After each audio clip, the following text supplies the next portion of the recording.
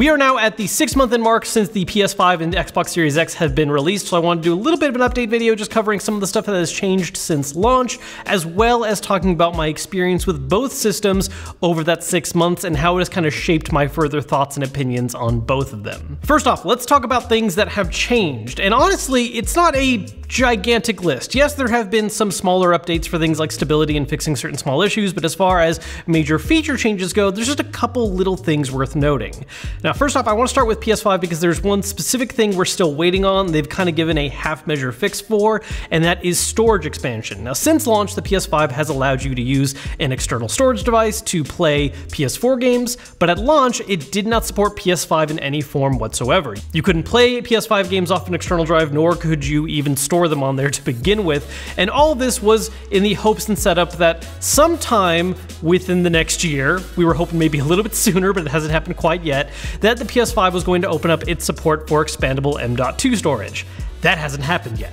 What has happened in the meantime, though, is they have now opened up the ability to support PS5 games at least being stored on an external drive. So you still can't play games off of it, but what you can do is that if your internal storage is full, using the options menu of your PS5, you can offload stuff onto an external drive, switch it back on whenever you do want to play those games. Transferring back and forth is not exactly a super fast process, but it is a lot faster than having to do a fresh, clean reinstall in a game that you deleted to make space for. Still not quite the fix that I think a lot of people are hoping for with proper M.2 support, but for the time being, it is certainly better than just simply not being able to expand storage whatsoever and forcing you to delete games to make room for others. Now, something that both systems have been doing, but I think the Xbox has been doing a better job of really being loud about and bringing a lot of attention to, is better leveraging the power of these modern systems for backwards compatible games. In the case of Xbox, they've been really pushing a feature that they call FPS Boost, with a list that right now is just under 100 games that are all benefiting from being used on a Series X. Games that may have previously had very unstable frame rates or were capped as low as 30 are now hitting 60 as high as 120 frames per second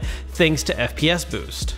Now, PS5 is doing something similar that they have just started really talking up a lot more and trying to give an official title to, which is Game Boost. The list right now is a lot smaller, but there are some major games worth considering, stuff like God of War, Ratchet & Clank 2016 also got an update recently. These are titles that, again, are leveraging the power of the PS5 better, so we're seeing higher, smoother frame rates, and in some cases, again, better resolutions. There's full lists available for both these systems, so I'll make sure to post links for those if you guys are curious in saying what actual games are getting these benefits if you haven't looked into it before. These lists are also continuing to grow, so it is something that's going to be getting better and better as time goes on. So, of course, after we finished shooting the rest of the video that you guys have been watching so far, Xbox dropped a new update for the Series X, which has a couple major things that I think are worth touching on really quick.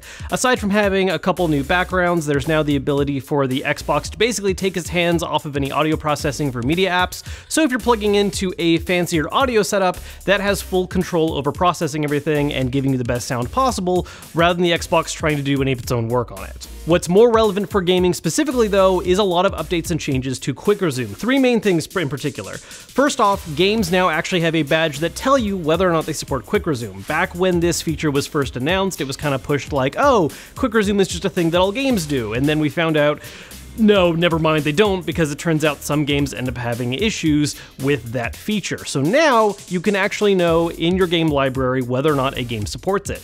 Not only that, but Quick Resume games now resume a lot faster than they did before, and now in the guide, there's a handy little feature where you can actually see all the games that are currently suspended on Quick Resume, so you can see which ones you can easily swap between right then and there, which is a really nice touch. Now, as for my own personal experience playing on both of these, first off, look, I do like them both a lot. Some people seem to think that's some kind of cop-out, like, no, you have to pick a side. No, that's ridiculous. Both systems have a lot of great stuff to offer, and I've had a great time on both of them. That being said, there are, I think, certain areas where each one does excel a little more, and I find myself being gravitated towards them for different situations. The Xbox Series X and the Series S for that matter, because I have been playing on both of those, I have the X here at the office and the S back at home, has really been the system that I find myself killing time on more often, I guess is the way I would put it. It's a system that I feel more comfortable casually browsing the store, looking through Game Pass games for things to check out and try.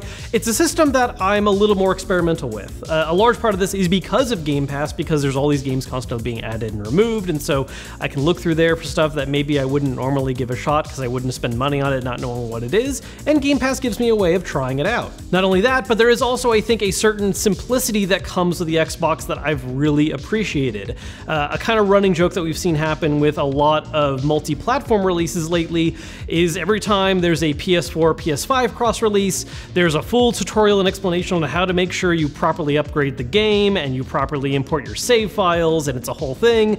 And on Xbox, you just launch the game, which is entirely true. There's a few different games that I've picked up that are cross-compatible for Xbox One and Series X, and I've picked them up previously for one and I'm now playing them on the Series X, and I had no issues whatsoever continuing my save file or, upgrading to the proper version. Meanwhile, on PlayStation, as soon as I'm interested in trying out the Avengers on PS5, but I have a save file on PS4, well, now I need to look into research and how-to guides to make sure I do that right. All that being said, however, when it comes to the PS5, honestly, it delivers on what is arguably one of the most important aspects of the whole concept of next-gen consoles and buying one right away. It really does feel like a true next-gen experience on a number of different games. When you look at the exclusive titles that are on the PS5 as far as what they are pushing visually, along with games that are next-gen exclusives, not that we have a ton of them so far, but even just looking at the experience I've had on things like Astro's Playroom and Returnal, and even going back to something like Spider-Man Miles Morales and what you can do with the ray tracing options on there, there are some great, beautiful-looking games that offer amazing experiences. And one of the biggest things that's really been a selling point to me is how much they've integrated the new DualSense controller. I talked about this a lot back at the launch of these systems, where I made the video talking about why I love the PS5, and a large part of it was because Astro's Playroom really convinces me of the future that the DualSense is capable of. And while there's a part of my brain that really worries about, this functionality not getting fully embraced, similar to what happened with the touchpad on the DualShock 4, so far, so good, at least for the PS5, because Returnal has ended up really leaning heavy into the controller, as far as constant haptic feedback to what's happening in game, whether it's the push you're getting from firing a weapon or hearing a monster cry in the distance. The constant sound that you're getting back from the controller, some of which is used for gameplay, like signaling when your alt-fire abilities are fully charged up. And not to mention the adaptive triggers, which allow triggers to do more than they normally would, like having that half pull for aiming down sights and full pull to use alt-fire. And this is really what I mean when I talk about the next-gen experience. I think some people get really caught up in the concept of next-gen just being, graphics and stuff being more beautiful, which certainly an aspect of it, but I mean, using Returnal as an example, that game's internally rendering most of the time at around 1080p. It's not a 4K native game at all, but it still looks fantastic. What's really setting it apart as a next-gen title is how it's integrating that controller and doing something more interesting and different with it. Also, while the base resolution is low, it is still a fantastic looking game just as far as the assets go. Now, to be fair, when talking about the whole concept of next-gen games and having that experience, it's also true that right now, PlayStation's really the only of the two that's offering a lot of that. Again, I really enjoy using my Xbox Series X and Series S, but most of that time has been dedicated to cross-platform, cross-generation games, or even revisiting older games I didn't get a chance to play in the past. I think it's excellent for that, but we're not really seeing a lot of true next-gen games yet. There's stuff on the horizon. We've got some games talked about, we have some games announced, a few that have very not super detailed release dates just yet, but we have a lot of stuff coming up. But as of right now, 6 months in, there's really nothing. The Medium is a next-gen exclusive for the Series X, and it's a great game, but it's not a first-party game, and while I did enjoy it, I certainly wouldn't argue that I think it's a great testament to what next-gen games can look and feel like. Now, of course, talking about my personal experience with both these systems, ultimately the question I get from a lot of people is, well, which one should I buy? Which one's your favorite? So on and so forth. If you only had to pick one, which one would you get? I'm not going to play the favorites game because, like I said again, I think both of them really are great systems, but there are, again, things that I think each one does better. When it comes to recommending them to certain people, again, I think it does come down a little bit to what you personally care about. One of the first things I always point out to people is look at the list of exclusive games, both those that are out right now and those that are coming out eventually, and if any of those really appeal to you, that's a pretty important thing to consider. If you don't care about any of those, if you're just looking for the next-gen system to play your favorite yearly release title that you know is coming out on both systems, It depends a little bit again. I think the DualSense offers, again, some really unique opportunities when it's utilized correctly, but there's a lot of simplicity side stuff that the Xbox Series X does that I really appreciate. The simplicity of sharing my saves, knowing that I'm running the most recent version of it, the fact that I do have the ability right now to actually expand storage, which hopefully, again, PlayStation 5 is fixing soon, but just hasn't quite yet. And so there's a lot of stuff going on there. But again, the PS5 is really shiny. As far as, you know, if I had to pick one to go with, if we're just talking about exclusives being available right now, it's gonna be the PS5.